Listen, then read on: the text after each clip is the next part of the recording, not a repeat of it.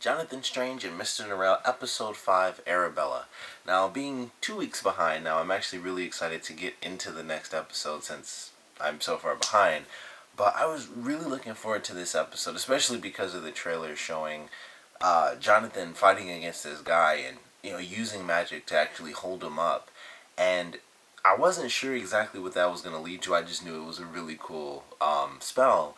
But in this episode, it's actually him killing someone for real, and I thought it was a really interesting concept where this episode starts off with him in the Battle of Waterloo, and he actually kills someone, and then the rest of the episode is basically the opposite, where he loses his wife, or at least he thinks he does, and from this beginning moment, that's something very different than anything he would do, and they even do like the recap of when he was in the war before, and he talks about how a gentleman would never kill anyone, although a magician could.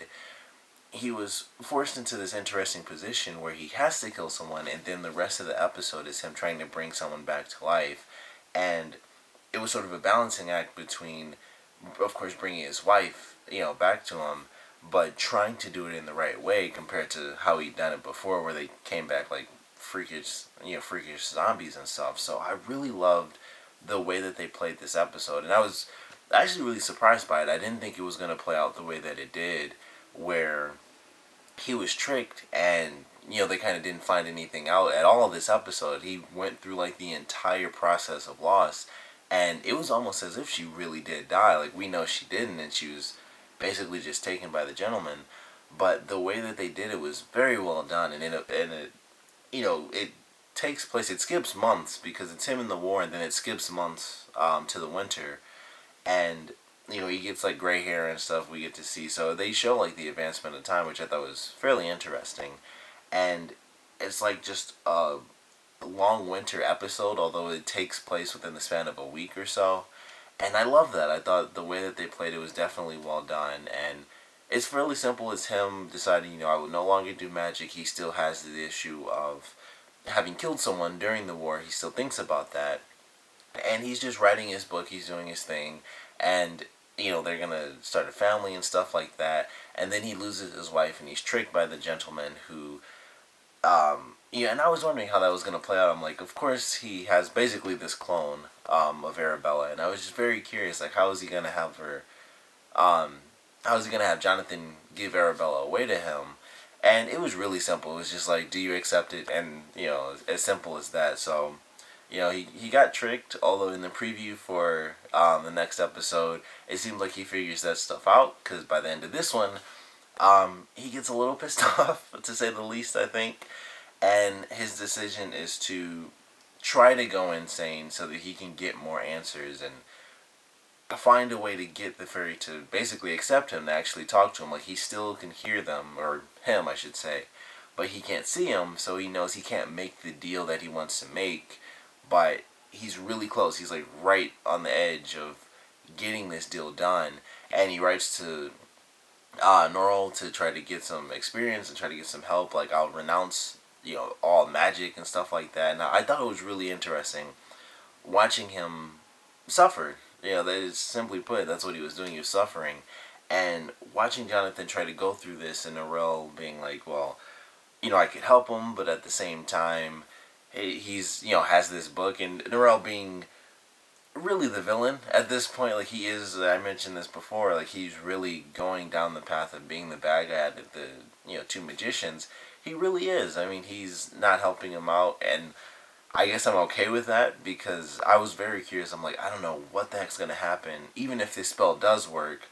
I can't think of the actual name anymore, but on the piece of wood, on the clone, what would happen, like, if it was brought back to life? And maybe that's why nothing did happen when he was doing the spell to begin with, and the blood dropped on her. That's probably why nothing happened, because it was technically just a piece of wood, so it couldn't be brought back to life because it never technically lived.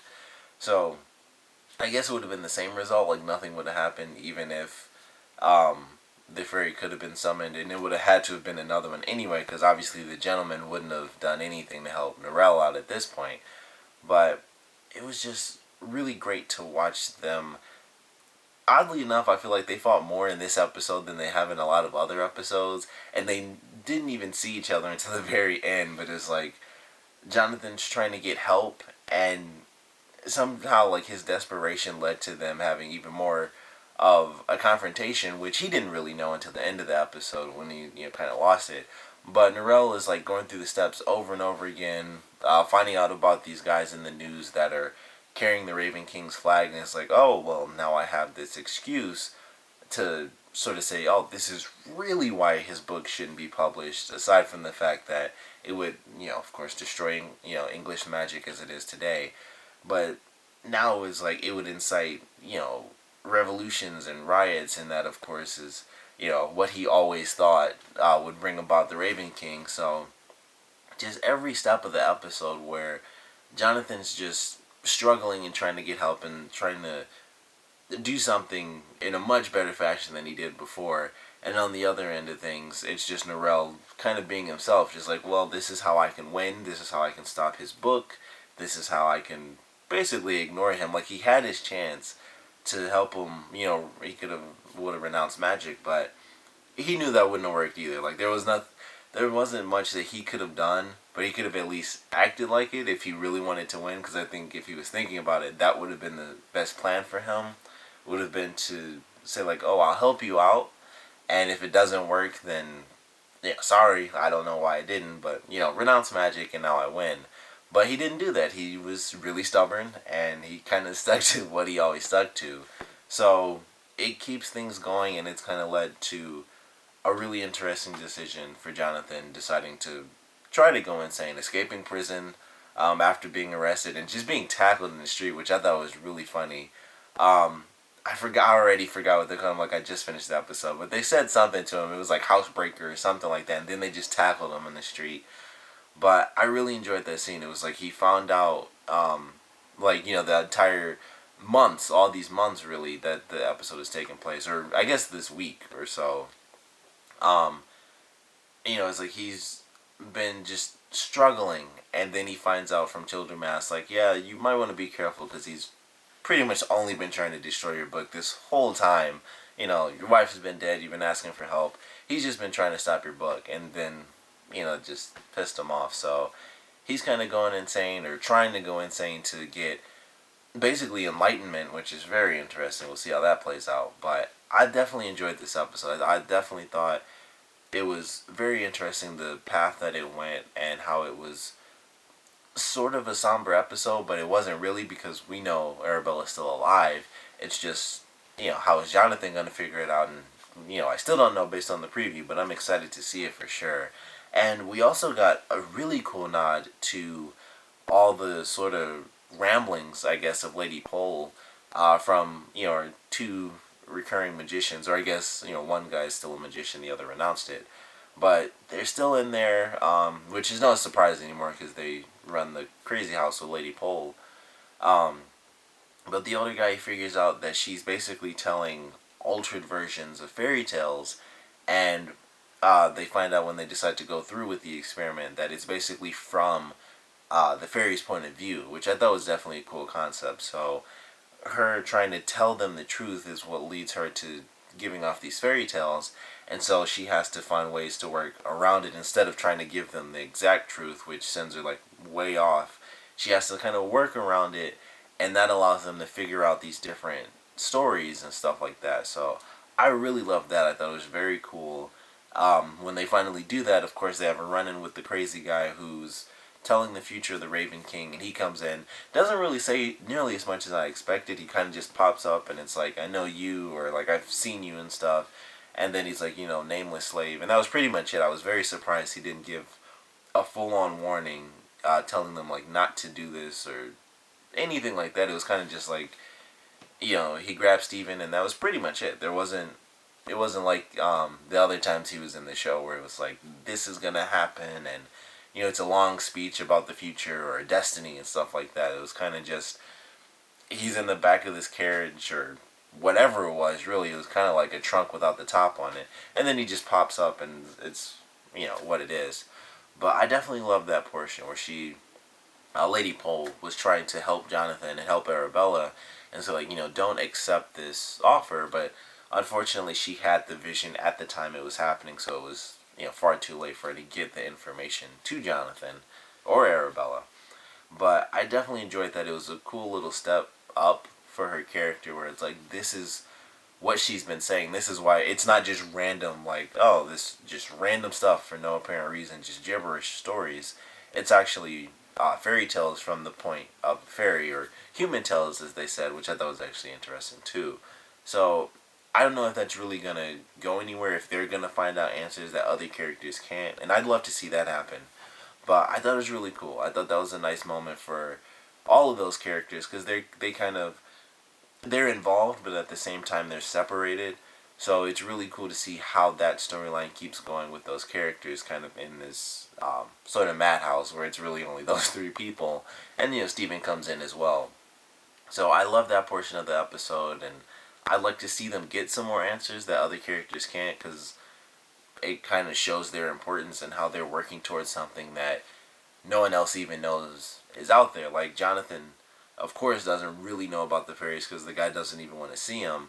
Norrell, of course, has kind of written it off. He was always scared to begin with, and then he kind of, he made his deal and it went sour, so he's definitely done. He was already, cautious of working with fairies to begin with, so I'm excited to see what they learn and also how that affects the other characters, because with Lady Pole being the one giving them answers, of course it's going to lead directly to Jonathan, because she's the one, he's the one that she wants to really help, and, Arabella as well.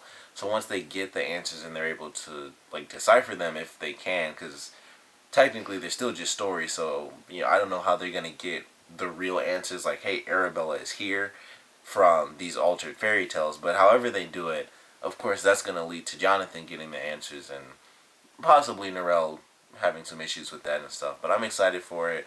Childermass was awesome in this episode too, where he was trying to really just make things right, and it's like, hey, if you do this, you help him out. He's a man of his word. He'll renounce magic, but that didn't work.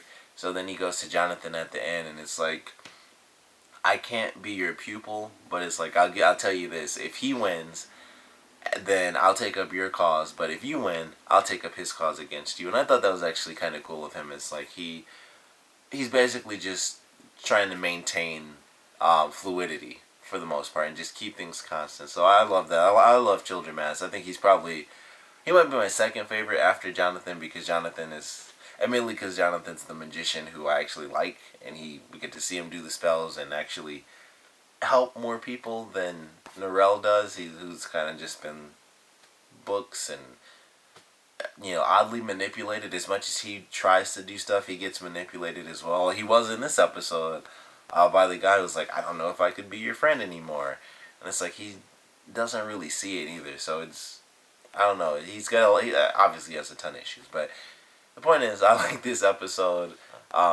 Definitely some great moments. I'm really excited to see Jonathan versus the gentleman in the next episode and how all that stuff plays out. But I want to know what you guys thought about this episode, so please comment below. Let me know your favorite parts, least favorite parts. And I want to know what you guys thought about this episode as a whole, because it definitely didn't go the way that I thought it would as far as tone, but I really, really loved it, where pretty much the entire episode, aside from the very beginning and very end, the big portion of this episode was fairly somber. It was Jonathan truly dealing with the death, what he thought was the death of his wife. And I liked the way that they played it out, where the middle was kind of contrasted by these two, I don't want to say action-oriented, bookends, but that's kind of what it was, especially the beginning, because it was actually war. But, it's contrasted, the bulk of this episode is contrasted by these two bookends, where one is war and actual murder, and then the end is sort of insanity, which I guess war can lead to that to begin with. And that's probably why they played it that way, where the beginning and end really tie well together, because it's like he was already struggling with that, and that could lead you to, like a more typical thing would be like PTSD for people in the army and stuff. So I think that may be how they did it on purpose, because it's, just a media thing, like, oh, visually this led to this, and then you have this in the center, which is just, stringing him along to that crappy ending, for him at least. But I definitely want to know what you guys thought about it, so like I said, please comment below, let me know. and thanks for watching.